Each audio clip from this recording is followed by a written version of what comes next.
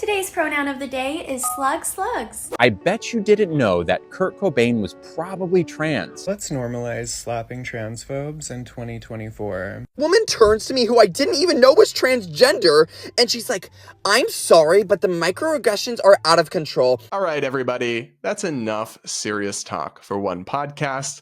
Now let's head to everybody's favorite segment of the show, where I react to unhinged TikToks from the alphabet people. Up first, new pronouns just dropped, and they might be the most ludicrous thing I've ever heard. Today's pronoun of the day is slugs. Why would someone want to use slugs pronouns? Well, maybe this person feels like discovering this person's gender is very slow and maybe won't ever discover it. And that can happen. But maybe also they like slugs, and that's okay. That's awesome. Maybe there's some kind of beauty to it, just like what I had described with feeling like discovering a gender is very slow. And that's awesome. That's beautiful. Using neopronouns is a beautiful thing, honestly, when you feel like you can't relate to gender. And these are most typically used by neurodivergent individuals who do have a hard time relating to gender. So is that this person's fault? No. Is this gonna harm you? No. Does this make them a slug? No. So I really hope that you can just try to show some respect and love towards another human being. It's so important. This is just a word. This is just something that feels more comfortable than hearing he, him, she, her, or even they, them sometimes. And so I hope that makes more sense. Y'all, I feel like I'm losing my mind. Is anybody else here with me, like just feeling like they're actually going insane? I'm not calling you a slug, babe. That's literally not even a pronoun. Like, by basic grammar, a slug is a noun, not a pronoun. Not only is this extremely bizarre that somebody would want to be referred to as a slug, a non-human that is greasy and slow and oily and considered most people to be gross, but we're also just destroying the English language as we know it to do this. And where I fundamentally disagree with this woman is that I don't actually think it is respectful or kind to enable this kind of bizarre behavior or request that's clearly driven by deep confusion or internal issues. There's a world of difference between being accommodating and referring to genuinely trans people who have gender dysphoria and who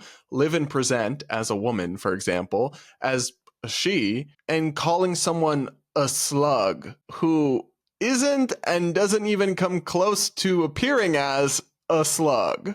I'm not doing it, babe, and nobody else is. You really need, I don't know if maybe you're just getting like the TikTok creativity fund dollars for this stuff because you know it's engagement bait, but you need to put down the crack pipe and stop lumping this insanity in with the LGBT community. You're giving us all a bad name, and crazy ideas and advocacy like this are what's dragging down and holding back our community these days. Hey guys, what if I told you you could immunize yourself to media bias and support my content all at the same time? I want to introduce you to Ground News. Ground News is a news platform designed to empower readers to compare multiple perspectives to see what details are emphasized, exaggerated, or left out entirely. For any story that's making headlines, you can see how the left, center, and right are all framing it. It also has this really cool feature where it highlights blind spot stories that are only being covered by one side of the media spectrum. Just go to the comments section or description of this video to go sign up for Ground News and give yourself the tools to see through media bias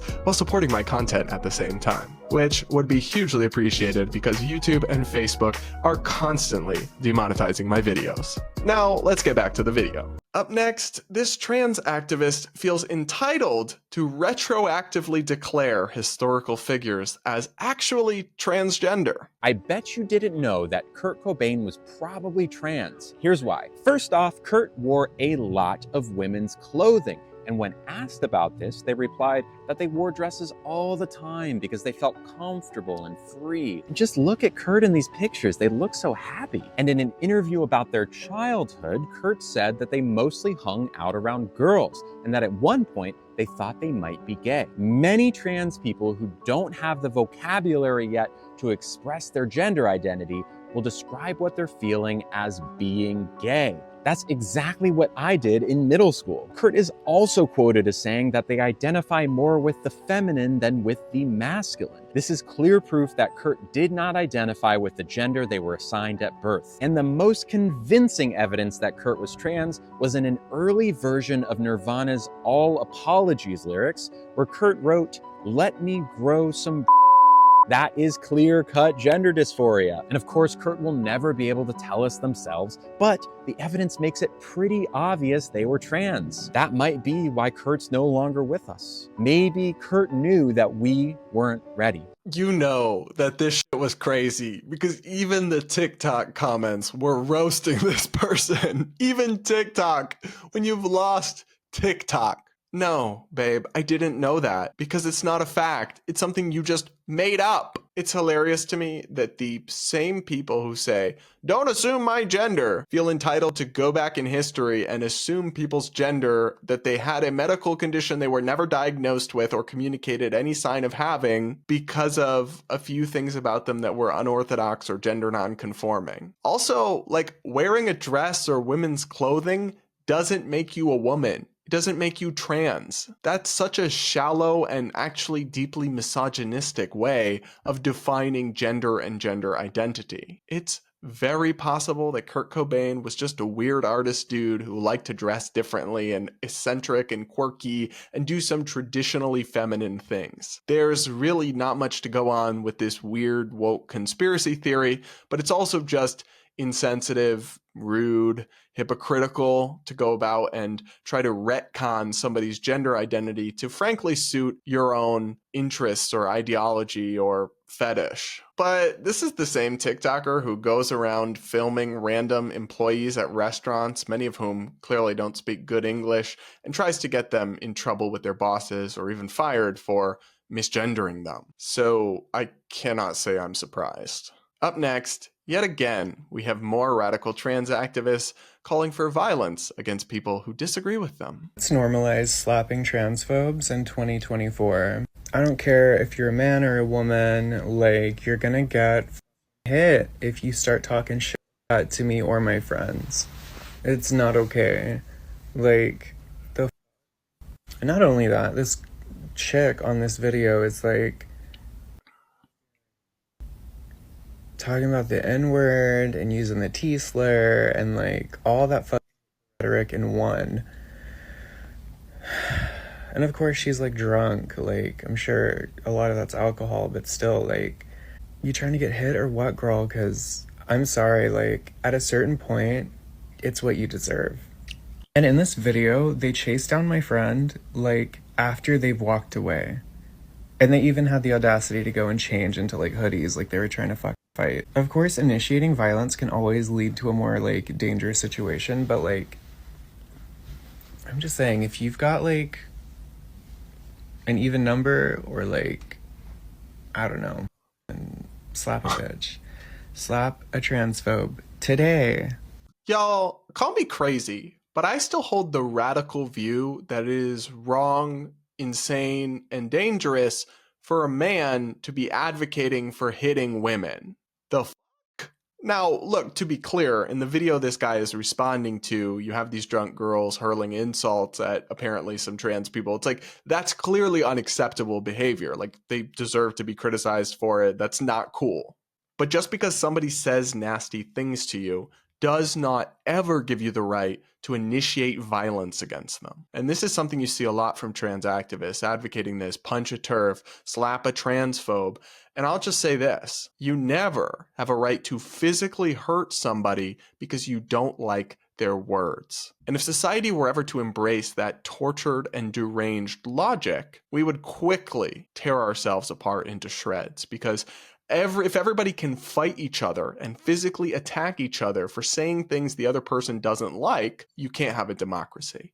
You can't have a liberal society where people of different faiths and beliefs and ideas and political expressions and identities all live in one country. You just have an all-out war. And it's particularly ironic to see people who advocate such fringe minority extreme viewpoints also advocate for the use of violence against unpopular words and ideas. You're not doing the math. babe, your math isn't mathing. You're not thinking this through. It's insane. It's crazy. But of course, I can't say center-right rational opinions on TikTok without getting banned for the 4th time or whatever. But people like this can openly advocate for violence against women in the name of social justice. Make it make sense. Up next, this TikTok story from a gay guy who is not conservative by any means, is woke himself, about a bad run-in he had with some transgender customers at a restaurant.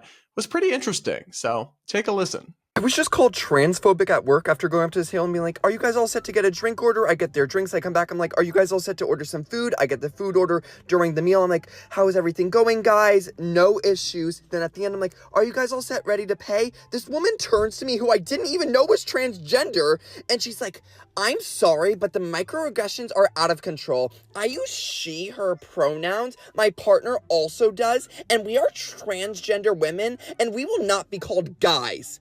I'm just staring at them like, are you being serious? So I start trying to reiterate, like, no. I just say to parties of 2 or more, like, guys, like, are you guys all set to order? I've been using it all day. It has nothing to do with gender. I'm a part of the LGBTQ. I have no, like, intentions of being transphobic. This woman gets all red and angry, and she's like, you can be gay and still be transphobic. So by her logic, I'm like, ma'am, I'm just saying, like, what makes you think that I'm gay? I could be a different part of the LGBTQ. It's the same thing with you guys. Like, and she's literally like, there it is again. You just said guys. And I'm like, ma'am, I'm seriously not doing it as a gender thing. It's just like a group thing. This woman goes on a tangent to me about how I shouldn't be trying to justify myself. I should just say sorry and not be transphobic. How am I transphobic? You know, guys, I do wonder sometimes, like, how crazy does this all have to get before the woke gays realize that they are tying themselves to a sinking ship? This is one of the dumbest complaints I've ever heard, and it's not the first time I've heard it either. This was something that, like, feminist girls, not even trans, just like feministy women used to say, like, don't call us guys. It's like really dumb, really annoying. Guys has become a completely gender neutral term. It's like y'all, it's like you all in its meaning, and it projects a real level of entitlement and insecurity to be freaking out at somebody because they call you guys. If you were a trans person who was actually confident in your sense of self and your gender identity, this would not bother you. I'm sorry. You're projecting insecurity. You're just projecting insecurity and inadequacy. Like, you think you really are a guy, so it's so bothersome to be lumped up into a group called guys, even though it's not actually being done in any sort of gendered way. That's a you problem that you need to work on and look internally to reflect on and fix, not take it out on some random liberal gay who's doing everything he can to be as politically correct as possible and just can't quite keep up with your ever-changing and ever more extreme and radical demands. Also, y'all, please never, ever use the term microaggression unironically. It is such a ridiculous concept, and you must completely lack the emotional stability and resilience of a functioning adult human if minor verbal tics feel like a form of aggression to you. Once again, that's a you problem, babe. And if you can't handle being in public because minor phrases or the way people say certain things is so upsetting to you, isolate yourself and get therapy and seek help and come back to the rest of us when you're ready to be an adult. Until then, please stop. All right, guys, that's all the woke TikTok I can handle in one day without incurring permanent brain damage. So drop a like if you enjoyed this, or at least if you got some sick sense of pleasure out of watching me suffer. Do consider subscribing and comment and let me know what your favorite part of the podcast was, which one of these TikToks or the other topics you enjoyed the most. And with that, I'll see you all next week on Damage Control. But if you enjoyed this video and you're somehow not sick of me yet, you can go here or here to check out my other recent content that you might just enjoy.